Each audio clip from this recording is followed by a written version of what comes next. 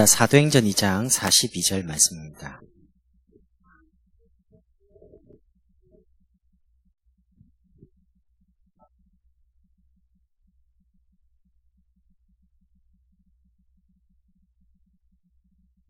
우리 42절 한 절만 같이 보시겠습니다. 그들이 사도의 가르침을 받아 서로 교제하고 떡을 떼며 오로지 기도하기를 믿습니다. 지난주에는 이제 대학 다락방, 지역 다락방에 대한 부분 말씀드렸고요.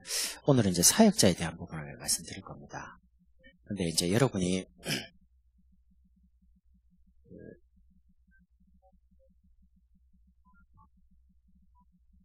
사역자라고 했을 때 우리는 보통 이제 사역자를 메신저라고 하잖아요.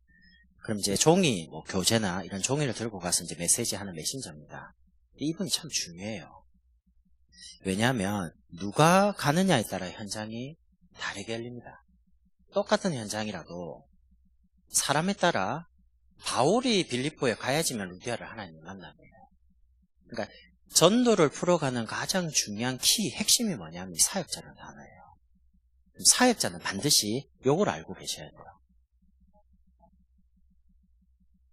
왜 그러냐면 우리는 다락방을 남기는 사역자가 아닙니다.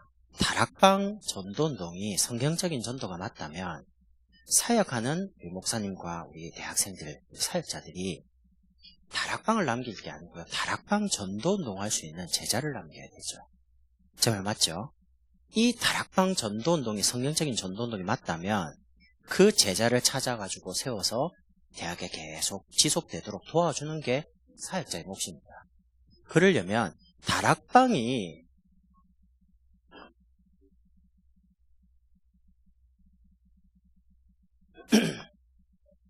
어떻게 지금까지 흘러왔는지를 알고 계셔야 돼요. 다락방이 어떻게 흘러왔냐 보세요. 1세대 목회자 우리 목사님들 계세요. 1세대 목사님이라는 건 유광수 목사님을 비롯해서 1세대 어른 목사님들입니다. 이분들이 초창기에 대학을 엄청 많이 들어왔어요. 왜냐? 그 시대의 엘리트가, 이 시대의 엘리트가 있는 곳이 대학이라고 판단하셨습니다. 그러니까 다락방 사역을 처음 시작한 목사님들은 거의 대부분 대학 사역을 다 했습니다. 대학에 들어가서 전도학교도 열고 실제로 대학에서 다락방도 인도하고요. 한 명 한 명씩 이렇게. 그러다가 이 1세대 목사님을 통해서 우리 RTS 총인신학교죠. 레몬트 신학연구원이 생기면서 여기에 지금 1200명의 목사님들이 동문으로, 우리 심대희 목사님도 우리 동문이십니다. 선배시기도 하고. 이러다가 이런 속에서 여러분이 일어난 거예요. 레몬트들. 그럼 이제 일어날 때에 여기서 무슨 메시지를 주려 했냐 아시죠? 다락방은 하나밖에 말 안 합니다. 예수가 바로 그리스도시다. 우리 인생의 모든 문제가 있다. 이 속에서 이 예수가 그리스도라는 말을 어디에서 했습니까? 초대교회에서 했어요. 초대교회 마가의 집에서 시작된 이 다락방에서 시작된 이 성경적인 전도,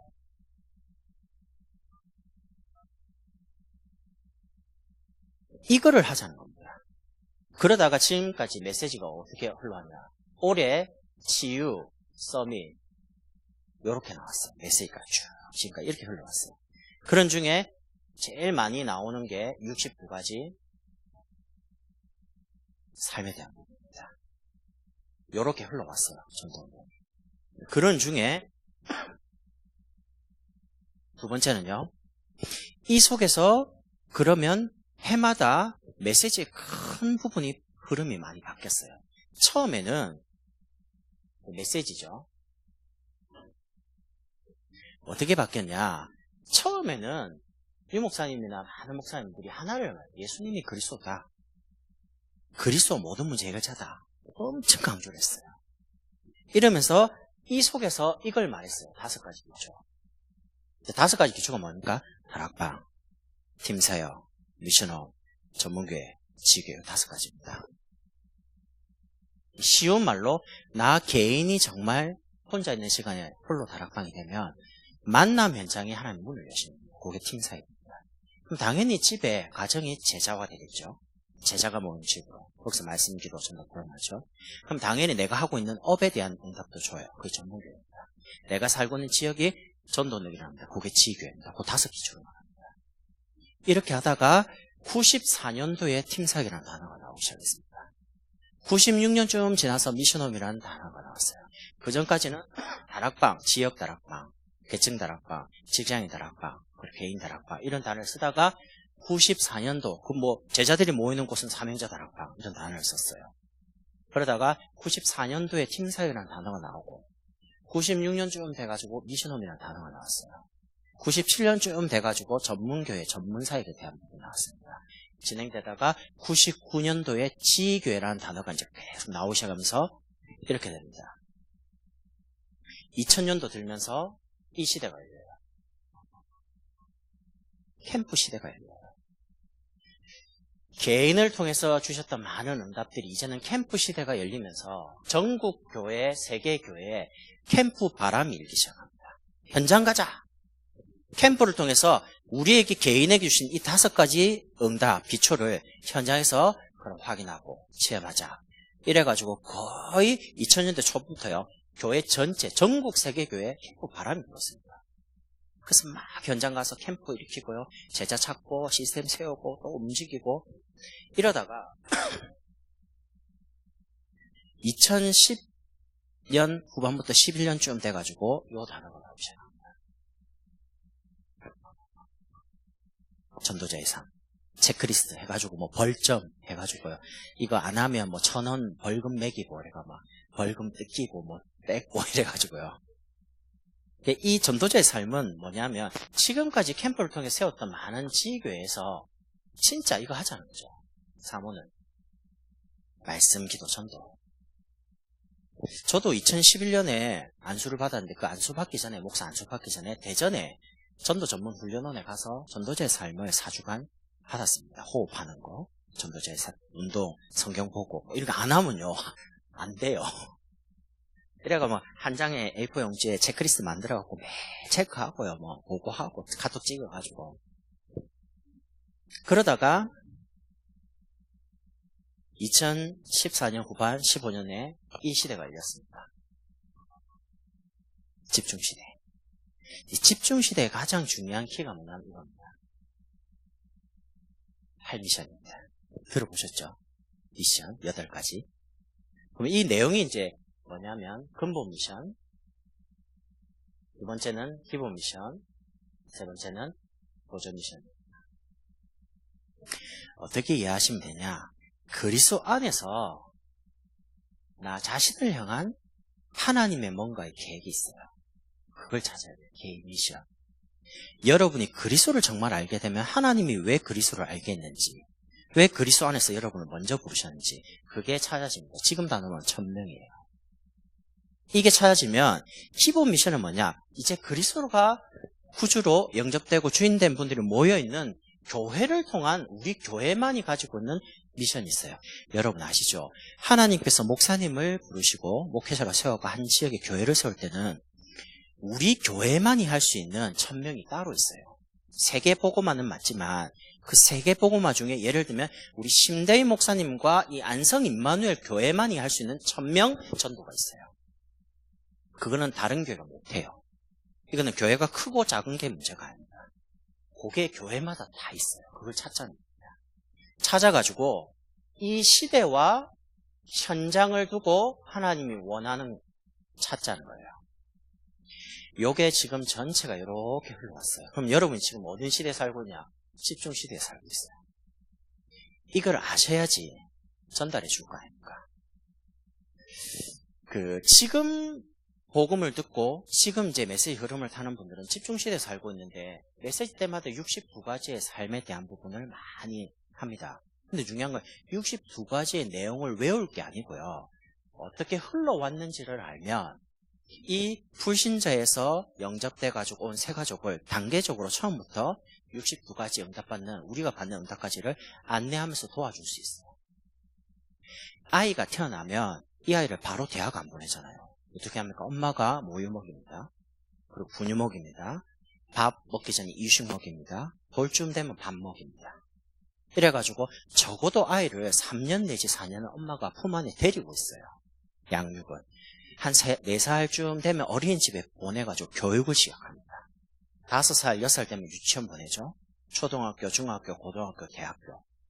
적어도 한 사람이 교육을 한 20년쯤 받아가 대학쯤 되면 내가 앞으로 이런 전공을 택해서 사회에 이런 직업을 구해서 이렇게 살아가야지 라고 됩니다. 그런데 우리는 처음 믿는 분에게 바로 모든 걸 다 적용해요. 따라오지도 못하는데. 거기서 많은 부분이 이 사람이 힘겨운 거예요. 복음이 얼마나 좋은 겁니까? 예수 믿는 게 얼마나 즐겁고 행복한 건데 부담을 줄 게 아니고요. 흐름을 아는 사람은 이분을 그 흐름까지를 안내를 잘 할 수 있다는 겁니다. 왜냐? 보고 왔기 때문에 사역자. 그래서 제일 중요한 게 이겁니다. 기본 기초라고 그러죠. 기본 기초란 말은 중요하다는 말입니다. 가벼운 게 아니에요. 제일 중요한 게 사역자는 다른 게 아니고요. 이 부분이 굉장히 깊이 부분이에요. 그리스도 안에 있는 깊이와 높이와 넓이가 무한합니다. 제가 처음 복음 들을 때 그리스도와 지금 알고 있는 그리스도는 깊이가 달라요. 우리가 세계복음화 외치는 그 그리스도에 대한 감격과 우리 랩런트들 예를 들면 초등학생 1학년이 그리스도 세계복음화 깊이가 달라요. 뿌리 내린 게 다르잖아요. 그럼 오늘 보면 이렇게 합니다. 사도의 가르침을 받아. 사역자는 이거를 절대 안 해줘요. 오늘 월요일입니다. 어저께 여러분 교회 담임 목사님의 설교 제목이 뭡니까? 내용이 뭡니까? 뭘 깨달았습니까? 뭘 붙잡았습니까? 이게 없다. 내가 없는 거예요. 어마어마하게 중요해요. 초대교회 성도들이 약속을 붙잡았습니다. 예루살렘을 떠나지 말고 약속한 것을 기다려라. 그럼 우리에게 약속이 뭡니까? 강단을 통해 주신 언약입니다. 그 언약의 가장 핵이 이겁니다. 그리스도. 우리에게 언약은 딱 두 가지예요. 시대에서 똑같아요. 그리스도와 세계복음화. 지금 그리스도와 237개 다민족. 그게 우리의 언약입니다. 근데 그 237개 다민족까지 가기 전에 우리 교회에서 감당할 부분이 있다는 겁니다. 그게 매주 강단에 세우신 담임 목사님 통해서 우리에게 시간에 맞게 하나님 말씀으로 우리를 안내하고 있는 거예요. 그래서 이 언약인 그리스도로 충만한 걸 보고 성령 충만이라는 거예요. 성령 충만은요, 기도원에 가서 불 받아갖고 눈에서 빛이 나면서 레이저 나가는 게 성령 충만 아닙니다. 성령 충만의 가장 정상적인 개념이 뭐냐면 하나님이 주신 말씀으로 충만한 거예요. 성령 충만하면 사람이 굉장히 정상이 됩니다. 정상이라는 말은 위아래 좌우 모든 부분이 누가 봐도요 합리적이고 굉장히 영적이고 주관적이면서도 깊이가 달라요. 성령 충만 받으려고 우리가 이거 하잖아요. 성령 충만은 내 생각, 내 계획 없어지고요. 그리스도 안에서 주시는 하나님이 나를 향한 생각, 계획, 그걸 붙잡는 겁니다. 내가 없어지는 거야. 그러면 이렇게 되죠. 땅끝까지 이르러 증인이 되리라. 사실은 하나님께서 증거를 주시겠다는 거예요. 만약에 주님께서 부활하시고 승천하시면서 증인이 되라 이러면 너무 힘들 거예요. 돼야 되니까. 근데 증인이 되리라. 이 증인이란 단어 자체가 법적인 용어입니다. 우리가 법원에 가서 뭘 선서할 때 선서하잖아요. 본 것만, 들은 것만 진실되게 말하겠다. 법적 용어입니다. 그러면 증인이란 말은 그리스도께서 살아계셔서 나와 함께 계시면서 나와 함께 계시면서 있던 증거들을 말하는 겁니다. 저는 다락방에 대해서 할 말이 좀 많아요. 왜냐하면 고민을 굉장히 많이 했기 때문에. 그래서 저는 한 가지 사명을 가지고 있는데 그게 뭐냐면 제가 남보다 조금 더 많이 봤다라고 생각합니다. 제 혼자 생각할 때는. 그럼 이제 그걸 보면서 무슨 사명을 가지고 있냐. 만약에 누군가가 다락방에 대해서 물어본다면 나는 보여줘야 된다. 봤습니까? 누군가가 다락방이 뭔지를 설명해달라 그러면 말을 해주고 회로 가서 보여줘야 된다. 나는 봤습니까? 나는 들었습니까? 거기에 대한 사명이 있어요. 그래서 설명해달라. 아주 깊이 세밀하게 설명 다 합니다. 왜냐? 목사님 통해서 듣고 봤습니다. 이거는 사명이라요, 제 사명. 이거는 본자의 사명입니다. 그리스도를 갖고 있고 체험한 사람들의 사명입니다. 지금 사람들은 다 있어요. 다 있는데 하나만 없어요. 그리스도에 대한 생명만 없어서 고통당해요. 이거는 가진 자의 사명입니다. 본자의 사명이에요. 그래서 그리스도 안에서 복음으로 굉장히 깊이 뿌려야 해요. 두 번째는 이 복음 안에서 이제 우리의 수준입니다. 우리 수준 갖고 어떻게 세계복음을 하겠어요? 230시대가. 복음 안에서 주시는 수준 가지고요. 오늘 이렇게 나오죠. 서로 교제하고. 서로 교제한다는 것은 우리 형제와 제가 말씀 가지고 서로 교제하는 거예요. 이게 뭔 말이냐면 성도 한 분 한 분을 복음 안에서 이해하는 겁니다. 여러분, 교회 가보면 교회라는 곳은요, 클럽이 아니에요. 동아리가 아니에요.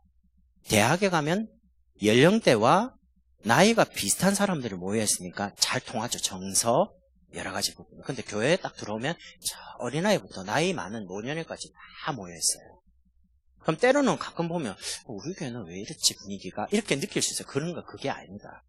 교회 안에 들어오는 한 분 한 분의 성도가 얼마나 소중하냐. 하나님이 그 한 분 때문에 그리스도를 십자가에 못 박으시고 피 흘리시고 사신 존재라요. 그럼 옆에 있는 그분이 굉장히 소중한 분이에요. 그분이 교회를 오다가 뭔 이유 때문에 못 온다. 도와줘야 돼요. 같이 세계복음을 해서 부름받았으니까. 아이씨, 못 깨닫나 왜 이렇게 제자 아닌가? 옛날에 제가 그랬습니다. 이번 주에 이제 산업인대회를 저희 자체적으로 하는데 권사님이 여기서 와서 간증하신 권사님 저보고 그래요. 목사님 그거 아십니까? 왜요? 그러니까 목사님 옛날에 진짜 율법이었습니다. 내보고 그럼 하지 마세요. 부끄럽게 시리. 내가 이랬거든요. 완전 칼이라는 거예요. 뭘 말하죠? 내가 볼 때 제자 아니라. 그럼 나는 주관이 얼마큼 이상하냐면 제자 아닌 사람한테 내 시간을 왜 투자해? 왜 만나? 뭐 때문에 다락방해? 제자 아닌데. 이라고 안녕 하고 돌았습니다. 안 만나요. 그럼 어떻게 되냐? 내 주변에 아무도 없어요. 내 혼자 맞다고 그러니까. 근데 이제 복음이 얼마나 좋으냐면 말씀을 계속 들으면서 내가 자꾸 치유돼 가잖아요. 그러니까 치유됐다는 증거로 사람들이 이해되게 저 사람이 저럴 수밖에 없는 영적인 배경, 저렇게 말할 수밖에 없는 상처 나도 있었지. 나도 치유받아 가는데 저분도 치유되면 나처럼 응답받을 거야. 이해되니까 기다릴 수 있는 거야. 이게 복음 체질입니다. 비빔밥은 계란 따로 야채 따로 밥 따로가 아닙니다. 섞어야지 맛이 나죠. 교회는 이런 사람도 오고 저런 사람도 오고 이런 성격의 소유자 저런 성격 다 와야 됩니다.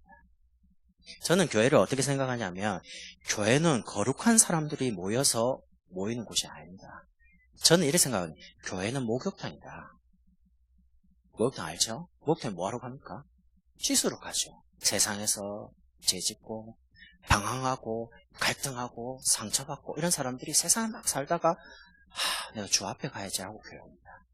와가지고 말씀 들으면서 막 힘도 없고 싹 깨끗하게 또 나갔는데 또 다음 주에 올 때는 여전히 옷이 엉망진창이라 그래도 또 와요. 신분이 하나님 자녀니까. 교회는 세차장입니다. 세차장에 깨끗한 차 씻으러 가진 않잖아요. 오늘 비 오면 이제 제 차는 하얀 색깔이거든요. 비 딱 그치면 차가 엉망진창입니다. 바로 세차장에 들어가야 됩니다. 안 그러면 차를 타고 다니 손을 못 대요. 너무 지저분하니까 묻은 게 많으니까. 교회 와서 복음 들으면서 또 깨끗하게 되는 거예요. 그러니까 교회라는 존재 자체가요. 곳이 너무 소중한 곳이에요. 저는 지금 있는 교회가 내가 뼈를 묻을 교회입니다. 나는 그렇게 왔거든요. 그 말은 내가 여기서 신앙생활하다 죽고 우리 아이도 여기서 신앙생활하다 죽고 천국한 곳이다. 교회란 거는 인생의 마지막 종착역입니다. 여기서 밖에 나간다? 못 나갑니다. 그래서 영적인 고향은 영원한 고향은 천국이지만 육신적으로 내가 심과 힘과 평안을 얻을 수 있는 곳이 어디냐? 그게 교회라요. 그럼 교회 와서 그리스도와 구원받은 분들이 함께 말씀을 나누고 함께 이해해주고 함께 손잡고 가는 겁니다. 세계복음화. 그래서 성도가 이해되는 만큼이 내가 복음이 얼만큼 체질화됐냐 그게 이제 중요하죠. 이해 안 되면 싹 다 율법 가지고 율법의 특징이 나도 정죄하고 남도 정죄하고 에브리바디 다 죽는 거예요. 율법의 눈으로 모든 사람 보면 다 죄인이기 때문에 다 죽어야 돼요. 근데 복음의 눈으로 모든 사람을 보면 어떻게 되냐? 모든 사람에게는 그리스도가 필요한 존재예요. 나도 그리스도 때문에 살고 저분도 그리스도 때문에 살고 함께 은혜 받아 힘을 얻어가 세계 복음하는 겁니다. 다르죠? 두 번째는 떡을 떼며, 떡을 뗀단 말은 우리 지금 표현이 떡을 떼면데 요게 이제 성찬, 애찬. 우리 성찬식 할 때 뭘 떼잖아요. 저희가 이번에 4월달 부활주일 성찬식 하는데 목사님이 초대교회식으로 하자. 얘가 떡을 성찬에 준비하라는 거예요. 근데 목사님은 빵을 준비하라 했는데 카스테라 빵 있잖아요. 근데 이게 뭐 전달이 잘못돼가 완전 떡을 가져온 거예요. 떡이 안 붙어갖고 뚜껑이 안 열려. 성찬이 집내야 하는데 한참 뗐는데 뚝 떨어지더라고요. 갔는데 목사님은 뗐는데 너무 많이 뗐어요. 떡이 성찬하는데 끝나고 돌아올 때 계속 찝는다고. 떡을 떼매라니까 진짜 떡을 가져온 거예요. 근데 분위기는 너무 좋았어요. 초대교회 분위기. 떡을 떼니까 어떤 사람 아침 안 먹고 온 사람 많이 떼고 어떤 사람 조금 떼고 목사님이 빵으로 하자. 가세라 다 잘라고요. 근데 떡을 뗐단 말은 초대교회 성도들이 모일 때마다 성찬과 애찬했어요. 교회사에 보면 오늘 우리가 앉았어요. 아침에 누군가는 빵을 구하러 밖에 나가야 돼요. 이제 저녁이 됐는데 안 들어와요. 어떻게 된 겁니까? 잡혀서 죽은 거예요.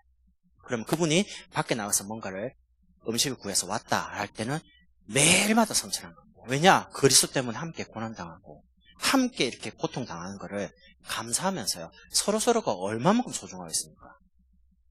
그런 이제 의미라요. 그럼 이게 굉장히 이해되죠. 예배 이해. 예배는 나를 하나님께 드리는 시간입니다. 하나님 만나는 시간이에요. 어마어마하게 돈과 비교할 수 없어요.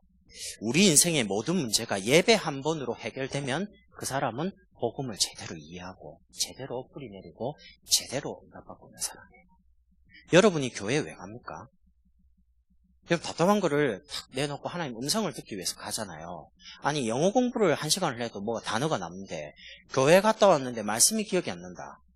그건 진짜 뭐 큰일 날 일이죠. 하나님의 음성이 내게 뭐라고 하시는지를 찾아내야 될 거 아닙니까? 예배 1시간 동안. 그러면서 기도하기를 힘씁니다. 여러분이 만약 기도를 이해했다. 그렇습니다. 전에 유광수 목사님 이런 말씀 하셨죠. 제자 훈련의 완성, 기도가 된다, 완성이다. 복음은 모든 문제 끝이거든요. 이 복음을 내 걸로 만들고 누리는 게 기도인데 기도가 바르게 이해됐다. 목사님 그런 말 하잖아요. 기도는 사람에게 배우는 게 아니다. 하나님께 직접 배워라. 말씀을 들으면서. 복음 가지고 여러분이 복음을 누리는 게 기도 아닙니까? 저는 옛날에 기도에 대해서 오해가 기도를 내용을 오래 해야지만 응답 오는 줄 알았어요. 근데 복음을 계속 들으니까 그게 아니라요. 기도 응답은 내용도 중요하지만요. 내가 신분이 하나님 자녀이기 때문에 하나님 응답 줘요. 여러분은 무조건 응답받게 돼서 자녀니까. 그게 기도 응답의 첫 번째 조건입니다. 신분이 하나님 자녀. 옆집 애가 나한테 와서 아빠 이러면 내가 아빠가 아닌데 내가 왜 줘야 돼요? 근데 우리 아이가 저한테 아빠 저녁에 아이스크림 사주세요. 살 수 있어요. 아이가 말했으니까. 넌 아버지니까. 하나님 자녀는 기도하면 응답받아요. 그러면 이 수준 가지고 여러분이 어떻게 하시냐? 복음을 누리는 겁니다. 어떻게 해요? 여러분이 말씀 들을 때마다 이걸 찾는 겁니다. 해답. 신앙생활은 해답 가지고 시작하는 거예요. 여러분 세상 공부해봤죠? 모든 거는 쭉 말해서 결론이 뭐다 이러잖아요. 근데 신앙은요 결론 내고 시작합니다. 결론을 안 내고 시작하면요 끝에 가면 결론이 이상해져요. 우리에게 진짜 해답이 뭐냐? 말씀만이 진리입니다.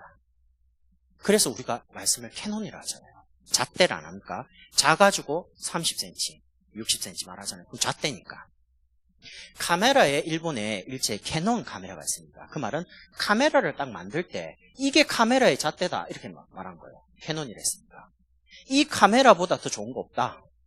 사실 거기서 나오는 카메라가 제일 좋아요. 사실 그게 뭐냐? 그만큼 자부심이라요. 우리 인생의 해답 잣대가 뭐냐? 하나님 말씀입니다. 그러면 이 말씀을 여러분이 혼자 있는 시간에 조금씩 생각하는 걸 보고 기도를 하고요. 그럼 뭐가 옵니까? 응답하라. 여러분의 생각이 기도입니다. 그래서 빌립보 4장 6절 7절 보니까 네 마음과 생각을 지키시라. 마음 생각이 편안하죠. 믿어지죠. 응답 옵니다. 근데 마음 생각이 흔들리죠. 그럼 응답이 안 오는 게 흔들리면서 응답을 받습니다. 그러니까 응답은 오는데 응답인 줄 모르는 거예요. 하나님이 왜 응답을 안 주겠습니까? 우리에게 진짜 응답은 돈이 없다가 돈이 생기는 거, 아프다가 병 낫는 게 응답이 아니고요. 하나님이 우리에게 주신 해답, 말씀이 응답으로 먼저 와요. 그래서 일주일 동안 우리가 갈등할 거, 고민할 거, 방황할 거 하나님 미리 아시고 목사님 통해서 답을 먼저 주잖아요. 한 주간, 이번 주. 응답을 받아가지고 이 응답을 이제 현장 가서 전달하는 겁니다. 그리스도가 답이 맞으니까. 체험을 해가지고. 체험되면 그걸 말하는 걸 보고 전달하고. 인생에 정답 하나밖에 없어요. 문제 만 가지, 답 한 가지. 그리스도. 정답 영원한 겁니다. 2000년 전에 초대교회 성도들도 이 정답 그리스도 붙잡고 세계 정복하고 우리도 이 응답 받아가지고 2만 대학 복음화, 세계 복음화 합니다. 그래서 이 기초, 이 기본이 굉장히 든든해져야 돼요. 여러분 진짜입니다. 여러분이 사역자인 분들은 반드시 사역자로서 가져야 될 영적인 눈이 있어야 됩니다. 그 눈이 뭐냐? 다락방은 영적 분위기가 중요해요. 그러면 오늘도 우리 오면서 목사님과 이야기했는데 이미지 굉장히 중요합니다. 첫 이미지. 여기서 모든 게 다 결합합니다. 저는 개인적으로 가서 누구를 만났을 때 이분하고 말씀을 시작하기 전에 굉장히 이미지를 소중하게 생각합니다. 이분이 나를 느낄 때 아, 저 목사님은 참 복음 전하는 분이구나라고 느끼게 만들도록 소중하게 합니다. 만약에 이미지, 이게 무슨 말이냐면 이거거든요. 이분과의 신뢰입니다. 그래서 저는 다락방 시간을 딱 잡으면 틀림없이 그 시간을 지킵니다. 만약에 부득이하게 뭔 이유가 있으면 전화를 미리 합니다. 못 가게 돼요. 그리고 다른 시간을 조정합니다. 그분과의 약속이잖아요. 요런 속에서 이게 전달됩니다. 사람들이 이분이 내 말을 안 듣는 게 아니고요. 이미지와 신뢰가 안 쌓이면 아무리 좋은 메시지라도 듣지 않습니다. 여러분 생각해보세요. 저는 현장에서 참 느낀 게요. 이 사람이 예수를 싫어하는 게 아니다. 내가 말하고 있는 예수를 싫어하는 게 아니고 나를 싫어한다. 나에 대해서 신뢰가 없는 거예요. 저런 식으로 예수 믿는다. 나 안 믿고 싶다. 나 이런 거 많이 느꼈어요. 복음이 얼마나 소중하고 가치 있는데. 그래서 이건 굉장히 중요해요.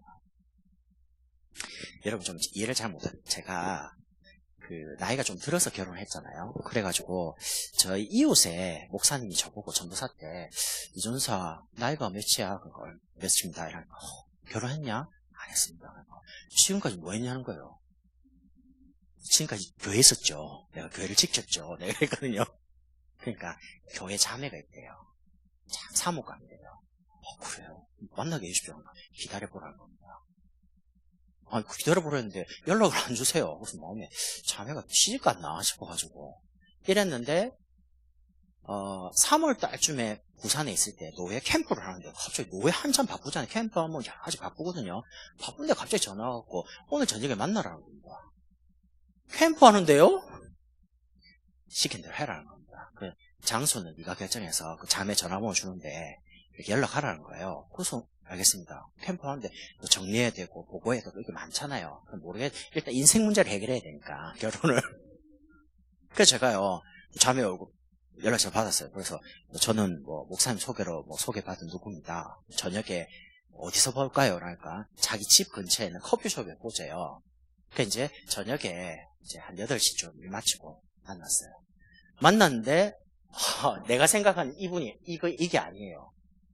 저는 우리 자매처럼요, 머리 이렇게 단발 아니면 이렇게 좀 이렇게 차분한 걸 좋아하거든요. 근데 자매가 왔는데, 죄송합니다. 사자머리처럼 막 해가지고요. 온 거예요. 그럼 혹시 이준수 목사님 전도사냐고. 그래서, 예. 근데 딱 봤는데, 내가 생각하는 그분이 아니라, 이미지가. 그냥 속에서, 오늘 잘 만나고 차 잘 사주고 다음 잘 만나야겠다. 왜냐, 이웃교회 목사님 소개했는데 그냥 마구잡이로 탁 하면 요거도 물을 거 아닙니까? 그래서 근데 이 자매도 나에 대해서 이미지가요. 이게 아니었대요. 그래가지고 차를 마시는데 진짜 지금 같은 걸 안 한대요. 아메리카노 시키라는데 옛날엔 또 아무 분위기도 모르고 이러니까 내가 먹고 싶은 거 시켰는데 볼 때 아니라는 거예요. 자기도.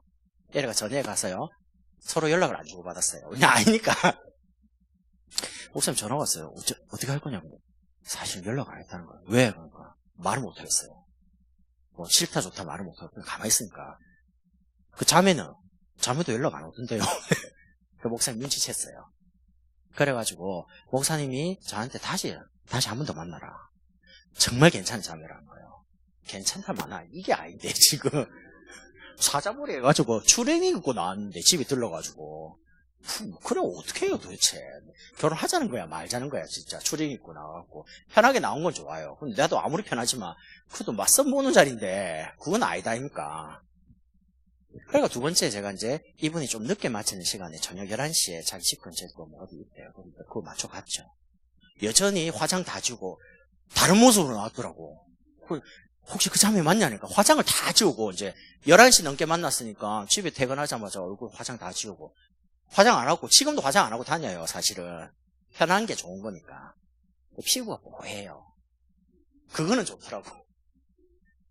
이래가지고 만났는데 단도직입 좀 물어봤습니다.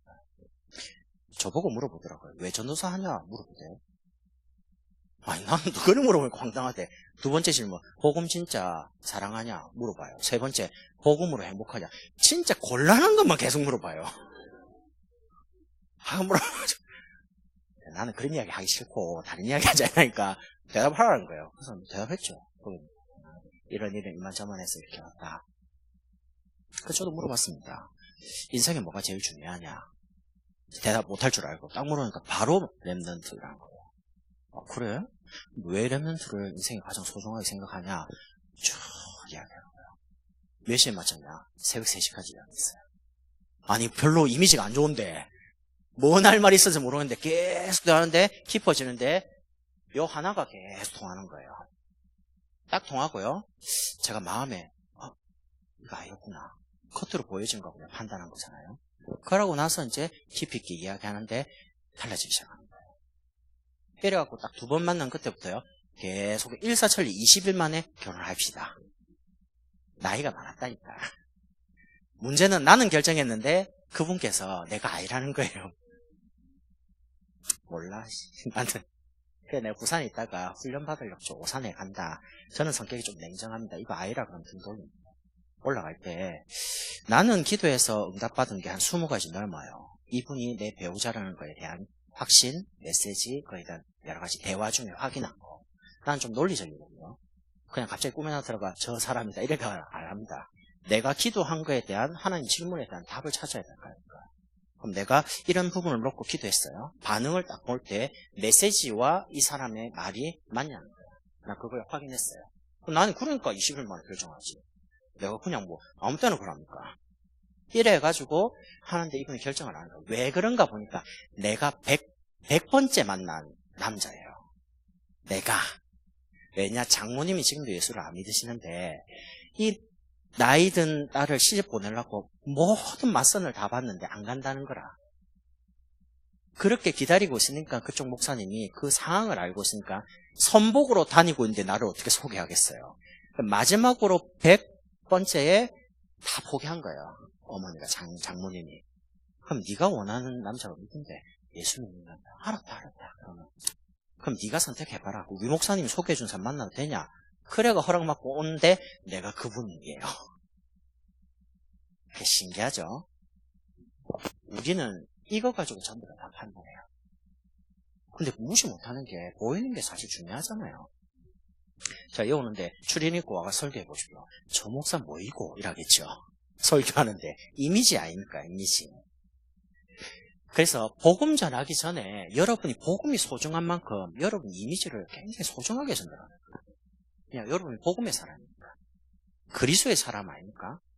그리스도를 상대방이 몰라요. 그러나 여러분의 모습과 여러분의 행동을 통해서 여러분의 그리스도의 향기를 보게 되고 느끼게 되는 거죠.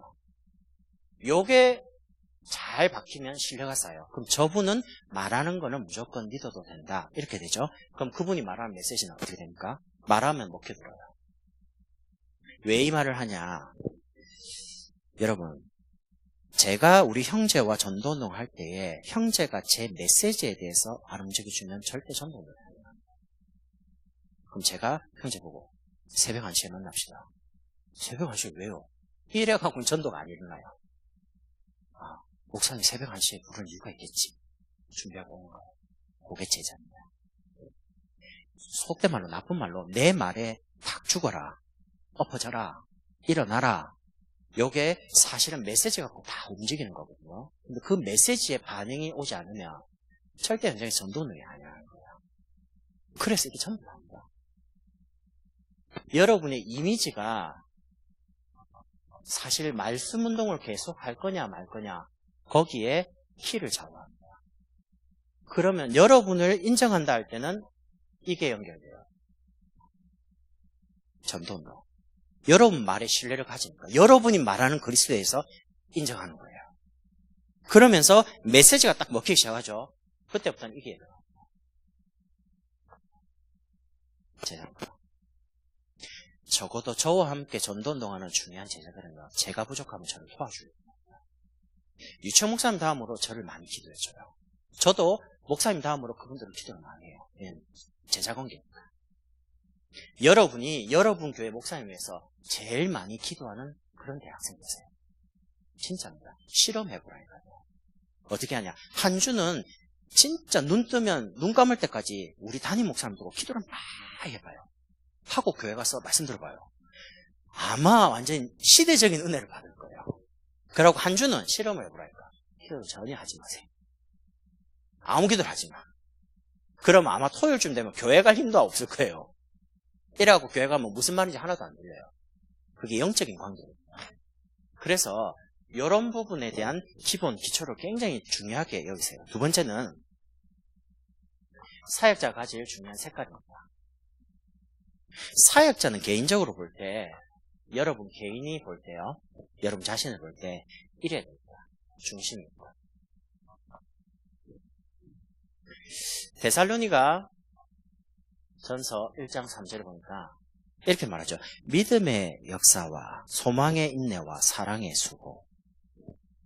여러분, 믿으면 틀림없이 믿으면 뭐가 일어나요? 역사가 일어나요. 우리 대학에 하나님은 나를 사역자로 파송했다. 나 한 사람 통해서 우리 대학 산다. 믿음 가지고 있으면 제자가 붙기 시작해요. 정체성입니다. 그리고 소망, 기다리고 있으면 하나님의 때에 반드시 되어집니다. 되리라고 했습니다. 사랑의 수고. 여러분이 전도를 두고 여러 가지 부분에 수고하죠. 왜냐? 사랑하니까. 사랑하지 않고 하는 거는요, 그거는 다른 겁니다. 그래서 다른 사람이 볼 때에, 나를 볼 때, 우리 자신을 볼 때, 저분은 참 소망 있는 사람이다. 저 친구 볼 때, 교수님이 여러분을 딱 볼 때, 저 친구는 참 괜찮은 친구네. 이렇게 느껴져야 됩니다. 그러면서 우리 내적으로는 데살로니가전서 1장 5절에 보니까 이렇게 나옵니다. 오직 능력과, 내 능력 가지고 대학 보고만 못해요. 오직 능력과. 그러면서 성령과, 그리고 큰 확신이에요. 하나님이 여러분 대학에 여러분을 파송했다면 어떻게 하십니까? 선교사. 선교사는요, 거기에 축으로 갑니다. 선교사는 갈등을 안 합니다. 선교사 갈등한 거 본 적 있습니까? 없습니다. 축으로 갔거든요. 하나님이 나를 그 대학에 선교사로 보냈단 말은 갈등할 이유가 없어요. 방황할 이유가 없다는 선교로 가는 거예요. 그럼 부족한 거는 하나님 채워주셔요. 모자란 거는 하나님 능력으로 함께 계세요. 그래서 우리가 가진 오직 성령과 능력과 큰 확신, 내적으로. 그러면 반드시 외적으로 이렇게 옵니다. 데살로니가전서 5장 16절에서 18절에 항상 기뻐라, 쉬지 말고 기도라, 범사에 감사하라.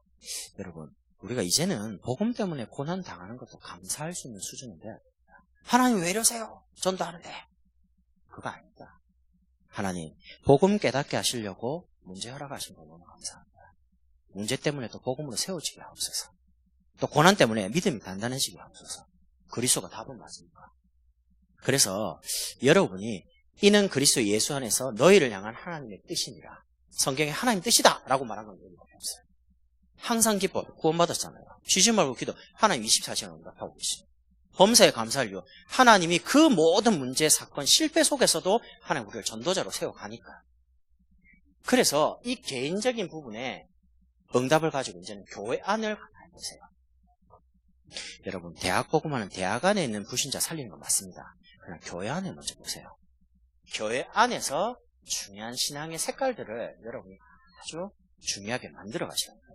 그게 뭐냐면 데살로니가 전서 5장 12절에서 22절에 이렇게 나옵니다. 바울이 데살로니가 교회에 보내면서 귀한 것을 알아라. 너희를 다스리는 목회자 그리고 우리 주변에 있는 성도. 여러분이 얼마만큼 목사님이 소중해야 되냐? 저 목사님은 내 아버지다. 하나님 다음. 그래 돼버립니다. 왜냐하면 목사님이 복음 하나 때문에 다락방이 있어요. 다락방은 지금도 외부에서 이단으로 목사에게서 최고 중요한 게 제명이라면 목사가 아니에요. 제가 부산에 있는데 금요기도에 그냥 그때 제가 대학교 2학년이었습니다. 금요기도에 참여했는데 조은택 목사님께서 금요기도에 설교로 강당에 올랐어요. 갑자기 이러는 겁니다. 오늘부터 목사라 부르지 말고 선생이라고 부르라고요. 갑자기 또 뭔 말이지 내가. 선생은 뭐야? 목사님 뭐야? 이분이 합동 측의 목사님이었어요. 근데 조금 늦게 다락방 이거 해야 된다. 그래가 다락방 오니까 합동 측에서 목사님을 제명을 했어요. 목사 아니다. 나는 뭔지를 모르는데요. 기분이 이상한 거예요. 내가 말씀 듣는데 왜 목사님을 목사님이라고 하지 말라고. 선생은 또 뭐냐 갑자기. 이런데 그때 뭔가 하나님 내 마음에 답을 주셨는데 저 목사님이 복음 때문에 제명당했다면 난 저 목사님 돕는 게 하나님 뜻이다. 이래갖고 대학 졸업교 할까요? 목사님 필요로 하는 걸 내가 다 배웠습니다. 저는 돈이 없잖아요. 그럼 몸밖에 없잖아요. 저는 그때 컴공 전공하고 IT 전공을 했기 때문에 목사님이 강의 안 한다. 난 워드 다 쳤어요. 주고 필요하다. 주고 다 만들었어요. 목사에 갖고 음성 메시지 한다. 내가 녹화 다 했어요. 왜냐면 내가 할 수 있는 거니까. 내가 할 수 있는 입장에서 목사님을 소중하게 생각하고 목사님을 도왔거든요. 근데 하나님이 내가 지금 전도운동 할 때요. 나를 도와주는 분이 굉장히 많습니다. 뭘 도와주냐? 내가 진짜 전도하도록 도와주는 우리 목사님. 주변에 기록자님. 또 제 한마디면 움직여주는 많은 제자들. 저는 그때 몰랐는데 하나님이 오늘의 나를 보시고 미래를 준비한다는 걸 그때 알게 됐습니다. 진짜. 내가 목사님을 섬기는 중심만큼 하나님 그걸 기억하시고요. 오늘 내가 전도운동할 때 하나님 많이 열어주시네요. 그러면서 참 복음 사랑하는 성도들 많다는 걸 깨닫게 됐습니다. 많이 만나게 됐습니다. 이러면서 이렇게 말합니다. 성령을 소멸치 말고. 성령은 내주하고 계세요. 근데 왜 소멸치 말랍니까? 이거 놓치지 말라. 성령 충만 아니지만 내 생각대로 갑니다. 내 체질대로 갑니다. 내 각인대로 갑니다. 내 뿌리 내린 대로 인생 마감합니다. 그러면서 예언을 멸시치 말고. 그럼 예언이 뭡니까? 그 예언이 하나님의 말씀이에요. 말씀을 우습게 생각하잖아요. 인생이 우스워집니다. 제가 옛날에 그랬습니다. 말씀 필요 없어. 내 인생이 아무 가치 없는 인생이 되더라고요. 어느 날 말씀이 소중해지니까 하나님 나의 인생을 소중하게 만드십니다. 그렇게 되는 거죠. 그러면서 악은 그 모양이라도 버려라. 왜냐? 복음 전하려면 그래야 돼요. 여러분이 강단의 말씀과 여러분이 상관 있는 삶이 되면 그때부터 성령의 인도를 받습니다. 이런 거 아세요? 우리 목사님 말한 게 진짜 내 인생이네. 그런 분은 틀림없이 응답 속에 있어요. 우리 목사님 말씀이 내 삶하고 너무 잘 맞아. 그 사람은 완전한 인도받고 있는 사람입니다. 근데 말씀하고 안 맞으면 말씀은 틀린 게 없어요. 그러니까 분명히 내가 지금 뭐가 안 맞는 거예요. 하나님하고. 그럼 빨리 말씀께 여러분 맞춰야 돼요. 많은 사람들이 자기 삶의 말씀을 땡겨서 적용시키잖아요. 자기 듣고 싶은 것만. 그러니까 그게 성령 인도가 아니라. 하나님의 말씀이 가라 하면 아닌데? 하야 될 수 있는 거예요. 하나님 뜻이니까.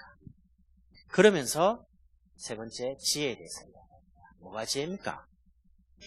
규모 없는 사람을 권계하며 도와주고 살려주는 마음이 약한 사람을 격려해라. 약하니까 괜찮아. 보고만 했으면 돼. 하나님 하실 거야. 격려하라는 겁니다.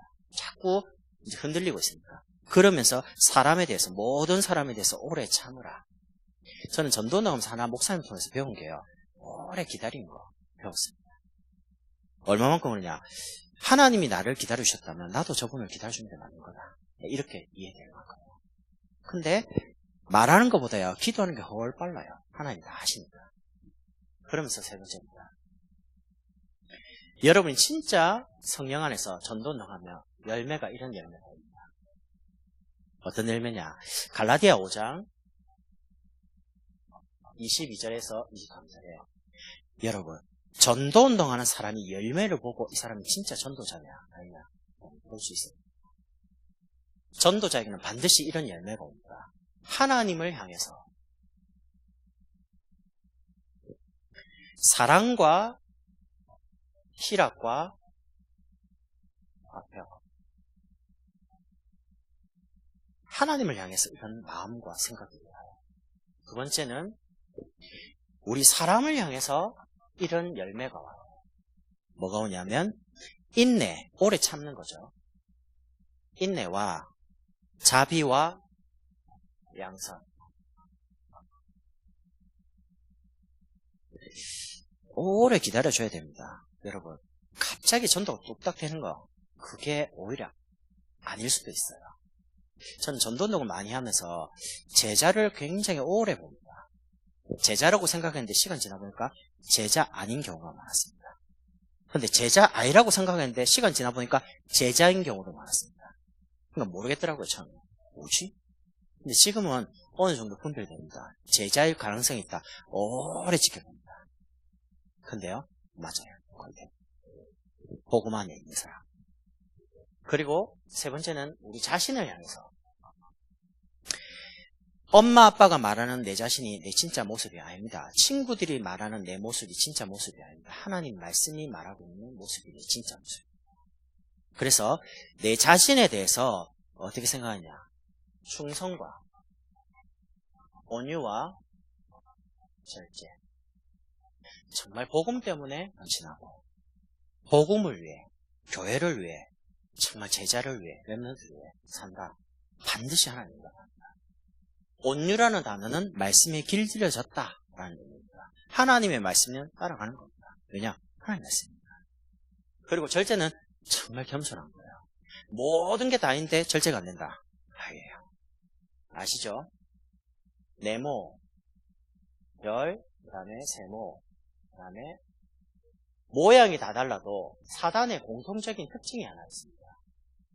그게 뭐냐? 교만입니다. 내가 했다. 봐라, 내가 원래 잘한다면서.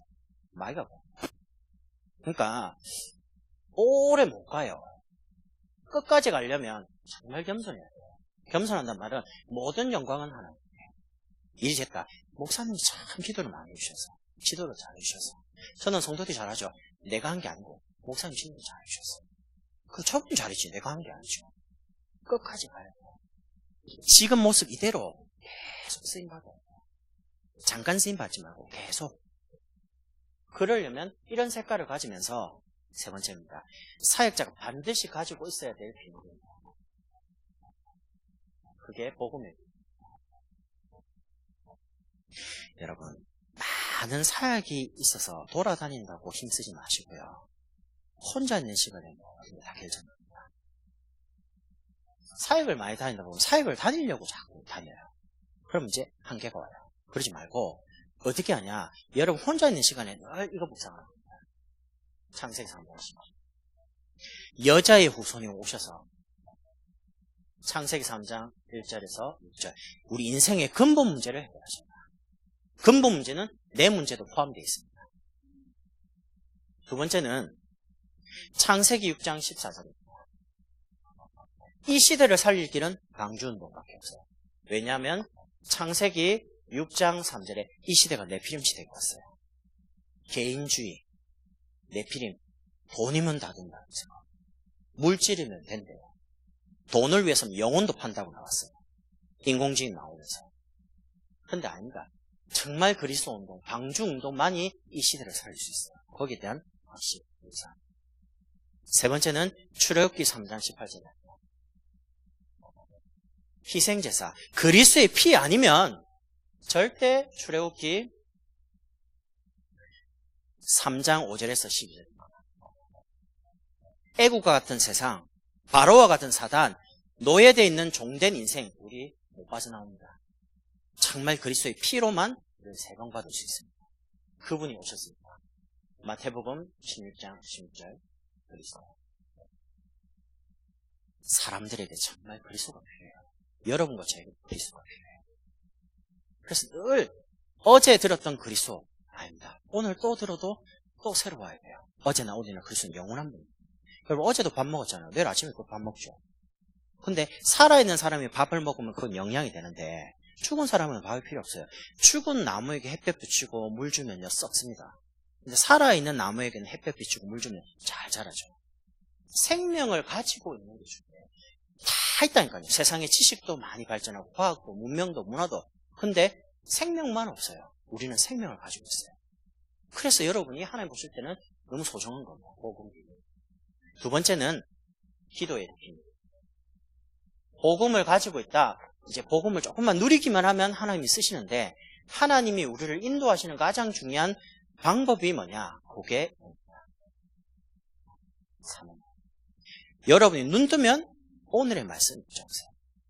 강단 통해서. 그러면 오늘의 말씀 속에서 기도 제목이 나와요. 기도하면 간나본 사건이 생기든 문제가 생기든 만남이 고쳐집니다. 사모늘의 가장 중요한 것은 쓰는 게 아닙니다. 목적이 뭐냐? 이겁니다. 여러분이 말씀을 향해서 집중하고 하나님의 말씀을 생각할 수 있는 상태, 영적 상태를 말해요. 전도가 된다 할 때는 전도가 되는 가장 중요한 거는요. 영적 상태가 늘 말씀에 집중되어 있는 사람에게 전도가 됩니다. 그리고 하나님의 말씀에 대해서 늘 생각나는 사람이 그 말씀을 전달하잖아요. 그럼 전도가 됐다 할 때 전도만 되는 게 아니에요. 그게 영적 상태라요. 만나지는 게. 제가 예전에 대학 다니면서 갈등할 때는 만나는 친구마다 갈등하는 친구만 만나죠. 내가 방황할 때는 방황하는 친구들만 만나죠. 이상하게. 아, 만나기 싫다 저런 친구. 이런 사람들만.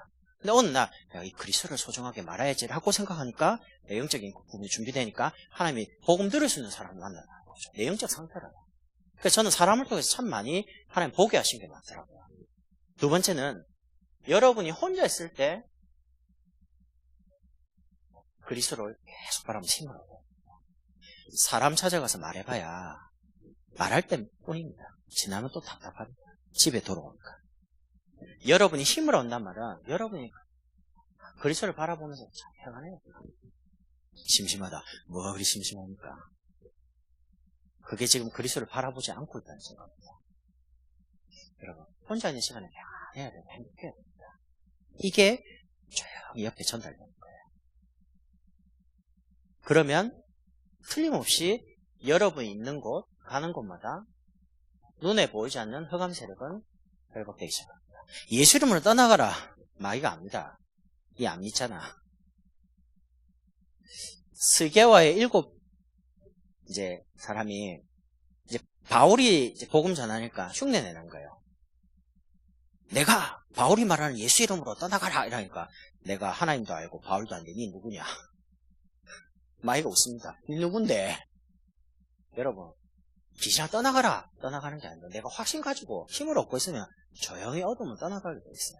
여기 들어와서 암만 기도해도 불 안 켜집니다. 스위치 올리면 됩니다. 여러분이 이 힘을 누리고 있으면 조용히 대학 안의 영적인 흑암 세력, 흑암의 분위기, 흐름이 바뀌기 시작해요. 세 번째, 현장의 분위기입니다.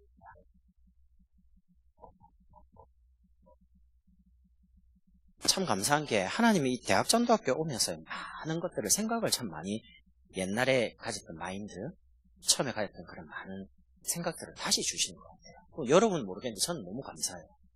왜냐하면 대학생 때 복음받고 대학생 때 훈련받고 대학생 때 가졌던 마인드가 사실 지금 가지고 있는 많은 색깔들이 그때 형성됐어요. 대학 때. 참 많은 목사님들을 통해서 하나님 주신 겁니다. 창세기 39장 1절에 6절 보면 요셉이죠. 뭐가 응답입니까? 노예에서 빠져나온 게 응답이 아닙니다. 감옥에서 나오는 게 응답이 아닙니다. 여호와께서 요셉과 함께 하십니다. 지구상에서 가장 아름다운 단어 임마누엘. 하나님이 나와 하나님이 우리와 함께. 이거를 누리라는 거예요. 현장에서. 그럼 누리면 보는 게 다 달라져요. 해석이 달라져요. 영적으로. 두 번째는 다니엘 1장 8절에 보니까 다니엘이 뜻을 딱 정했어요. 우리나라가 망한 거는 우상에게 이스라엘 백성이 하나님 말씀 떠나서 우상 섞기가 그런 거다. 여러분, 대학을 보면서 뜻을 정하라는 거예요. 타락 문화의 원상, 대학을. 한간에는 진리의 상아탑이랍니다. 진리가 하나님 없는 진리잖아요. 여러분 아시죠? 세계 최초의 대학 보르네오 대학의 처음 학과가 신학과였습니다. 그 다음에 철학과입니다. 그 다음에 교육학과였습니다. 생길 때 세계 최초의 대학. 왜 신학이냐? 하나님을 모르는데 어떻게 인간을 아는 거예요. 하나님 아는 사람. 하나님 아는 사람이 이제 인간을 아는 사람이 이제 인간을 가르치는 거예요. 하버드대 그 좋은 대학 누가 만들었습니까? 하버드 목사님이 만들었어요. 근데 그 처음에 시작 때는 그렇게 시작했는데 이게 점점 하나님 없는 지식으로 변화갑니다. 그래서 다니엘 6장 10절에 뜻을 딱 정했다면 여러분이 하나 알 게 있어요. 그게 뭐냐? 복음 안에서 진짜 하나만 하면 돼요. 늘 생각하면 돼. 내가 어떻게 하면 우리 대학을 복음 전할 수 있지? 어떻게 하면 우리 대학을 살릴 수 있지? 그 하나만 생각하셔요. 그러면 하나님이 여러분에게 모든 걸 다 붙입니다. 필요하면 교수님, 필요하면 교직원. 문은 하나님의 때에 하나님이 여시는 겁니다. 그거를 보면서 따라가는 걸 보고 전도운동이라고 그래요. 그러면서 세 번째입니다. 10편, 23편, 1절에서 6절. 다윗 아시죠? 인생의 반을 자기 장인, 귀신 들린 장인에게 쫓겨다녔습니다. 근데 사람 원망 안 했습니다. 여호와는 내게 목자시니 내가 부족함이 없다. 왜 부족함이 없습니까? 죽을 고비를 넘기고 있는데. 미친 사람 죽이자라고 부하들이 이야기하는데 한마디만 하면 가서 당장 죽여요. 왜냐? 다윗을 따라하는 군사들은 400명의 용사들입니다. 말 한마디면 죽일 수 있어요. 근데 이렇게 말하면 하나님이 기름 부은 종을 손대지 말자. 절대 손 못 대고 합니다. 이유는 뭐냐? 하나님이 주권에 대해서. 그러니까 이런저런 환경 하나님 허락하셨다. 여러분이 지금 있는 환경, 지금 있는 문제, 지금 처한 모든 고난이 세계복음화를 위한 가장 중요한 센터에 앉아 계신다. 그렇게 만약 이해되신다? 여러분은 분명하게. 여러분 오늘 제 말씀을 가만히 들어보면 사역자 이래야 된다, 저래야 된다 그런 게 별로 없습니다. 사역자는 복음 누리는 사람입니다. 여러분 사역자가 준비되어서 현장에 나가서 사람을 딱 만나는 거 보고 다락방 전달하고 해요. 여러분 저는 여러분이 얼마나 소중하냐. 여러분만 살면 여러분 대학 살죠. 그럼 여러분 대학만 사는 게 아닙니다. 여러분이 전공한 그 전공, 정치, 경제, 사회, 문화, 교육 그 분야 다 살아요. 왜냐? 여러분 한 사람이 전도자입니다. 바울 한 사람 때문에 시대 살았잖아요. 유 목사님 한 분 때문에 시대에 바람이 불잖아요. 전도 바람이. 우리 목사님 때문에 교회가 든든하게 서가잖아요. 지역이. 여러분만 딱 서면 하나님은 여러분을 통해서 2만 대학과 20억 랩런트 한 시대 237개 단위죠. 여러분 손에 있는 거예요. 이제 흐름을 보고 전달해야 됩니다. 저는 마음이 그래요. 우리 목사님과 제가 연세가 들어가지고 나이 들고 이제 못할 날이 옵니다. 그럼 우리가 죽고 난 다음에 그 다음에 누군가가 여기 딱 서서 오직 예수, 오직 그리스도 라고 말하는 제자를 못 남겨놓고 간다? 하나님 큰 죄를 짓는 겁니다.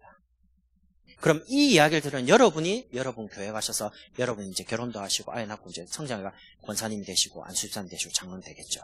그럼 여러분을 통해서 우리 렘트들이 오직 예수, 오직 그리스도 하는 세계복음하는 제자가 일어난다면 우리의 사명을 다한 겁니다. 전도는 계속 지속돼야 되잖아요. 그리스도가 계속 전달돼야 되잖아요. 언제든지 시대 지나면요 전도가 사라져요. 복음이 자꾸 사라져요. 복음이 사라지면 종교화되면 재앙과 고통이 자꾸 오네요. 그래서 우리가 이 시대에 정말 하나님 부름받은 전도자, 사역자가 맞습니다. 그래서 여러분 응답 받으시고요.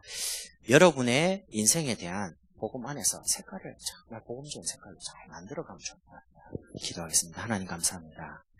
귀한 전도자들을 이 자리에 모으신 주님께서 말씀대로 한 시대 살리는 사역자의 응답 누리게 하시고 한 대학을 책임지며 이제는 지역교회를 도와서 우리 목사님과 많은 중자와 더불어 함께 세계복음화에 쓰임받도록 축복해 주옵소서. 오늘 말씀이 우리의 삶에 그대로 이루어지도록 축복해 주옵소서. 예수 그리스도의 이름으로 기도드립니다. 네.